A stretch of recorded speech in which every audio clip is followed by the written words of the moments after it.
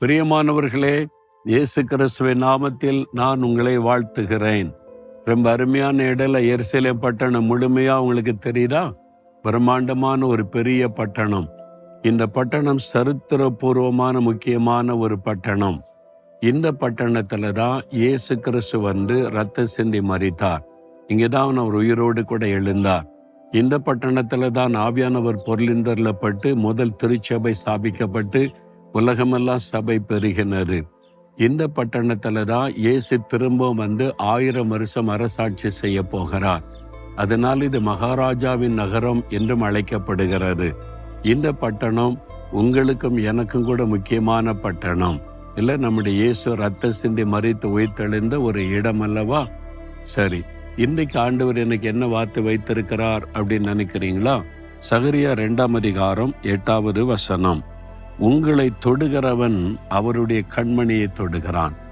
அதாவது நீங்க ரட்சிக்கப்பட்டு ஆண்டவருடைய பிள்ளை ஆயிட்டா இயேசுவின் கண்மணிகளாக மாறுகிறீங்க. உங்க கண் வெளியே உங்களை தொட முடியுமா பாருங்க. உங்க விரலை வச்சு அப்படி பாருங்க, கண்ணு மூடிக்கொள்ளும். அந்த கண்மணியை தொட விடாது. நம்முடைய விரலை வச்சே நம்ம கண்ணை தொட முடியாத அளவுக்கு இமை பாதுகாக்கிறது. அப்போ ஆண்டவர் சொல்றாரு, என் மகனே மகளே, உன்னை ஒருவர் தொட்டா என் கண்மணியை தொடுகிறான்னு அர்த்தம். யாரும் உன்னை தொட முடியாது. நான் உன்னை இமை பாதுகாப்பதை போல பாதுகாப்பேன்னு சொல்றார். எவ்வளவு பெரிய பாக்கியம் இல்ல?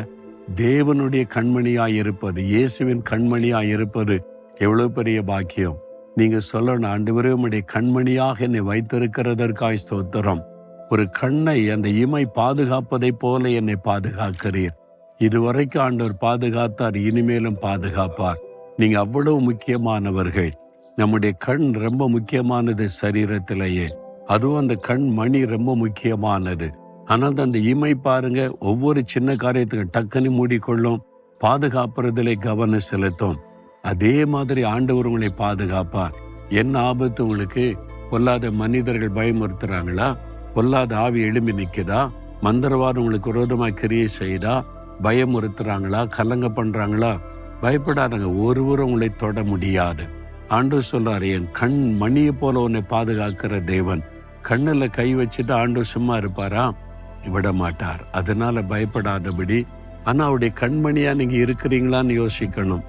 ஒரு குடிகாரனை எப்படி கண்மணியை போல பாதுகாப்பார்? சிகரெட் ஊதுற ஆளை எப்படி பாதுகாப்பார்? லஞ்சம் வாங்குற ஆளை எப்படி ஆண்டவர் பாதுகாப்பார்?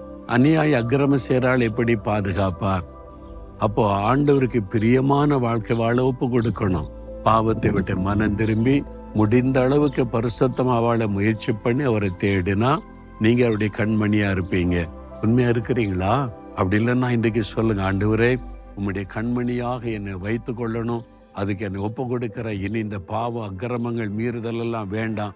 நான் பரிசுத்தமா வாழணும். என்னை காத்து கொள்ளுங்க. இயேசுவே, என்னை ஒப்பு கொடுக்கிற. உம்முடைய கண்ணின் மணியாக என்னை வைத்து பாதுகாத்து தாங்கி நடத்துங்க. உமக்கு பிரியமான வழியில் நடக்க அர்ப்பணிக்கிறேன். என்னை யாரும் தொட முடியாது, சேதப்படுத்த முடியாது. என்னை காத்துக்கொள்ளுகிற தேவனுக்கு ஸ்தோத்திரம், ஸ்தோத்திரம். இயேசுவின் நாமத்தில் ஆமேன், ஆமேன்.